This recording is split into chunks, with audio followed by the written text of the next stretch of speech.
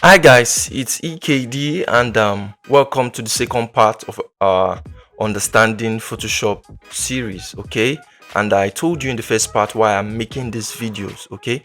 It's easily to just as a pro, it's easy to just forget that some persons don't understand the basics, okay? And just easy to just move ahead and just teach advanced concepts without minding the people that do not understand the basics. And that's why I'm making this video. And I said to you that layers are the key aspects, okay? They are the key aspect, all right, of Photoshop. Like once you understand layer, you are good to go with Photoshop. Yes, I just said that. Once you understand layers, you are good to go with Photoshop.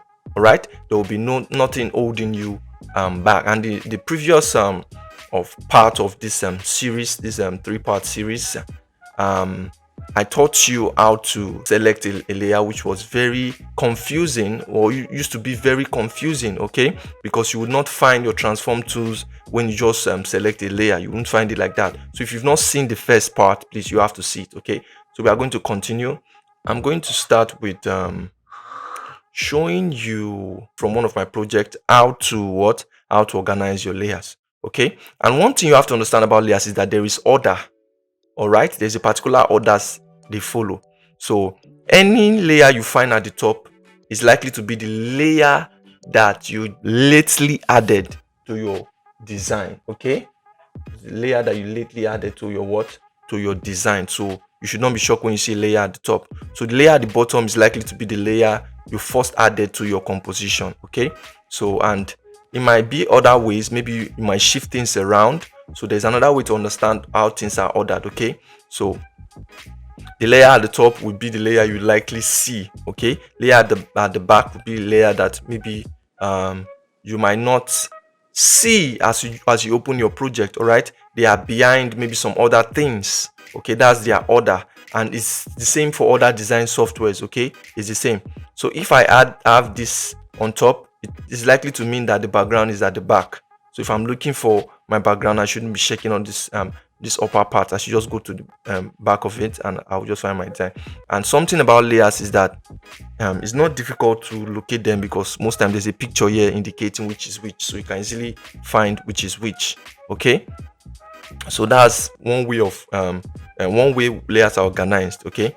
And that is to say that I can reorganize it the way I want, okay? The reason why this phone number is showing here is because it is on top of this shape we have at the back, okay? And the reason why the shape at the back is showing above these chairs we have here, it is because it is above it. So let's look for it. So we have this rectangle here. Like I said in the last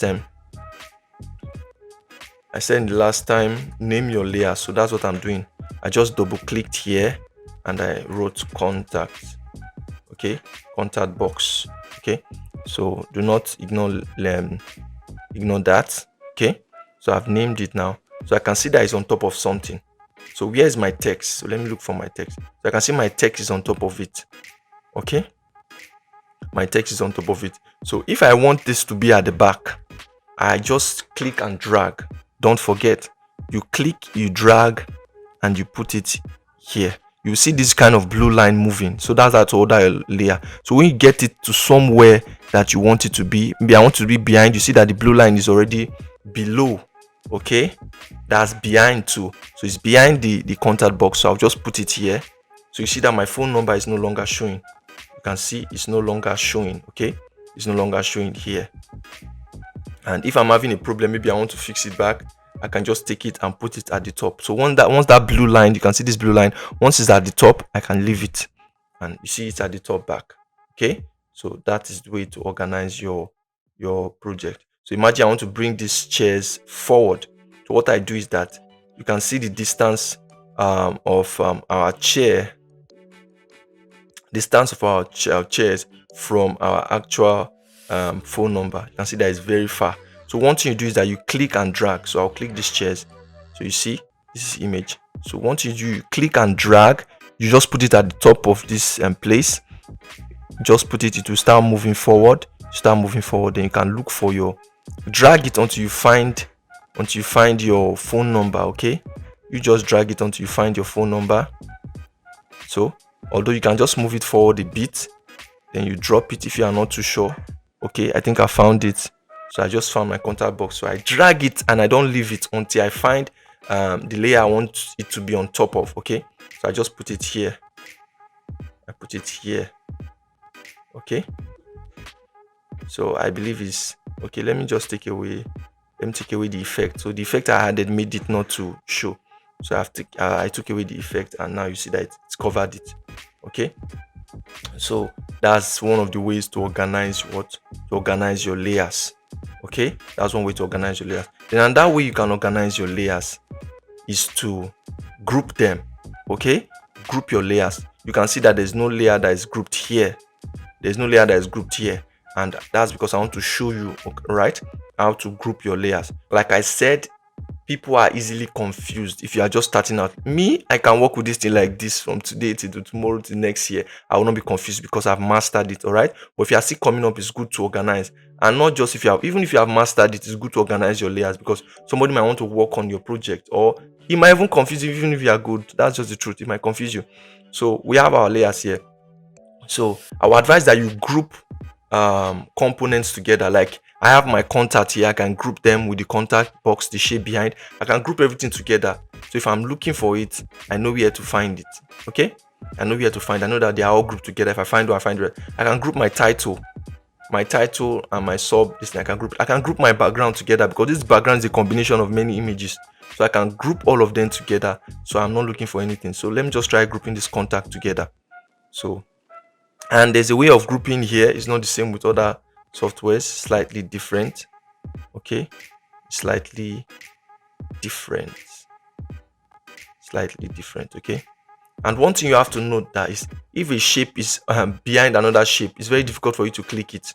Okay, you can't put a shape behind another shape and you are trying to click it. Okay, just like I'm trying to click my background, I'm clicking this Zoe, I'm trying to click my background, it will not be clicked. Okay, it will not be clicked. So the best thing for you to do, if you want to click something at the back of something that is at the back of another layer, you just go straight here. That's why we have layers here. You go straight and find it and click it. All right, and you apply the effect you want to apply, and it will be applied, than trying to click here. Okay, so that's for that. So let's try grouping this. So I have this. So I have my contact. You see why it's good to name things? I want to group it now. I can't really see what to name, so I'm just using. Okay, so I have my Zoe Ushering agency here. I have my WhatsApp icon here. I have my Instagram icon here. So I can press, when you have selected everything, what I'm pressing is, I'm holding, you can hold Control, all right, to select the layers you want, or you can hold Shift. Okay, if they are in a straight line, I can just hold Shift and click the last one and to be selected. Or if they are not in a straight line, I can also Command. I'm clicking them one after the other. Maybe if they are not in a straight line. Okay, so most times it's good to organize your work from the beginning to be easier for you. Okay, so I've selected all of them. So what I do is press Ctrl G. You can see that they have all been grouped. Okay, so and this group layer, this grouped one becomes a layer. Okay, so what I do is, if I want to name it, so I would not be confused, because you have many groups, I can just name it contact. Okay, so you see, and what you see is that it is no longer with the other layers. So there's a drop down here, you can click on it and it comes down under the umbrella of this contact. Okay, so you see your work is more organized. Okay, so let's look for another thing to organize. Okay, so I'm just deleting the things that are not important. Okay, so I'm trying to delete them so we can organize our layers properly. Okay, so this is what we are doing. And with that, I'll just show you how to delete. Okay, let me show you how to delete. So deleting is not difficult. You click on the layer, you click on delete. Okay, delete on your keyboard, or you click on the layer, there's a delete below this place. Okay, so you just click on it to be deleted.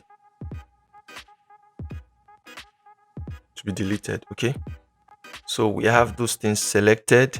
So we are deleting the layers that are not useful. Okay, because this was a design, I changed lots of things. Okay, so you can just delete. I'm just trying to delete things. So you can delete in group, all right? You can select a lot of things and just press delete. It will still answer to you. Okay, to answer to you still. Okay, so we have all these layers that are not useful. Okay,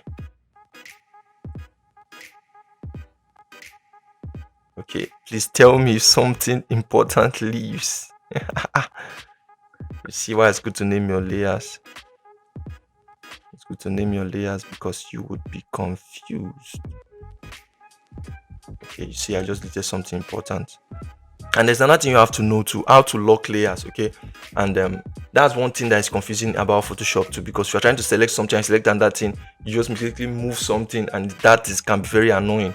So most times my background, I would likely not move it, okay, because my background is it's made up of different images. Okay, so if I don't want it to move, I don't want me to be moving my background anyhow. Trying to select something, I select my background, mistakenly move it.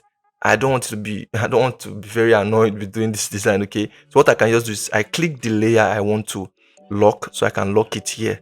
Once I click lock, it locks it, and there's no way I'll be able to move this thing. So no matter I move, I won't be able to move this thing, so it becomes less annoying. Okay, so you can see most of my layers here, they are locked. My backgrounds, they are locked just because I want to organize my design. Okay, you can see that these are the boxes I used to number these things, so I can group them together.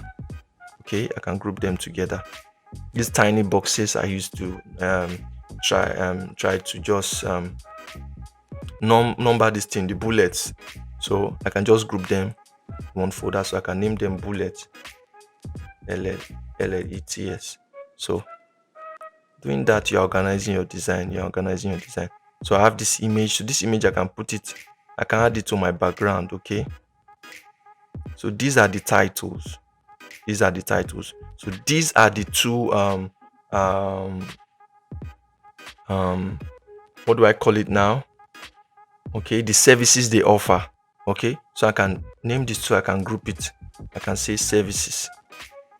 I see. Yes, so you can see my design is becoming more organized. Okay, and you know these bullets are with these services, so I can group there too. So you can group, if a group of elements that have been grouped before, you can group them again with another elements, just to get your work organized. Okay, I can name here, I can say, okay, let's say services.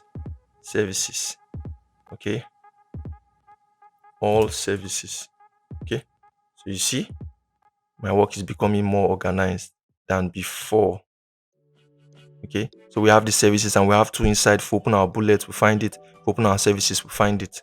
So your work is becoming more organized. Okay, so the next thing we want to look for is our title. Okay, this is our title. We have one here, we have one here. So I just hold my command, select this one. So we have two sides to select. Now accepting booking, then let's spice up your event. So I press my Control G. Okay, so I name it titles. Okay, I'm putting 2T my titles. Let me just take away one. So you see my work is becoming more organized, and okay, this is our Zoe logo, so I can say logo. Okay, so that's more organized. And anything we are not using, we take it off. Take this off. Okay, so we have all this as our background. Okay, like I said, the background is a mixture of many things. That's one good thing about Photoshop. You get to mix different images together. Okay, so I'll press Ctrl G and I'll name them background. CKGRUND. Okay, so this image is supposed to be with our background. So you can see my work is more organized. How do you see this? Super organized. If I have my background here, and there's another thing I would likely show you. Okay, so how to make a layer invisible. Okay, so I might be checking something out. See, this entire thing is my background. So how do I make it invisible? I just uncheck these eyes I have here. Okay, I just uncheck it, and when the eye is no longer there, that it disappears. Not that it is deleted. All right, it just disappears, and I can bring it back. Okay, I might just be checking something to see, and you can also do it to individual layers.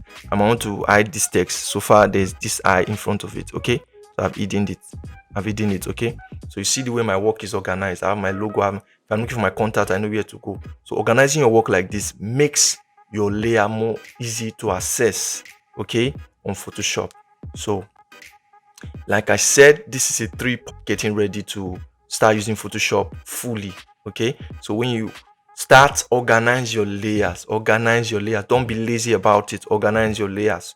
Okay, organize your layers. Just maybe if the person that owns this design want to do an edit and just, okay, I want to edit this, I want to edit that, you might just go straight rather to that particular section. Okay, if it's contact and he wants to rename or he wants to change the phone number, I can just go and just re-edit it.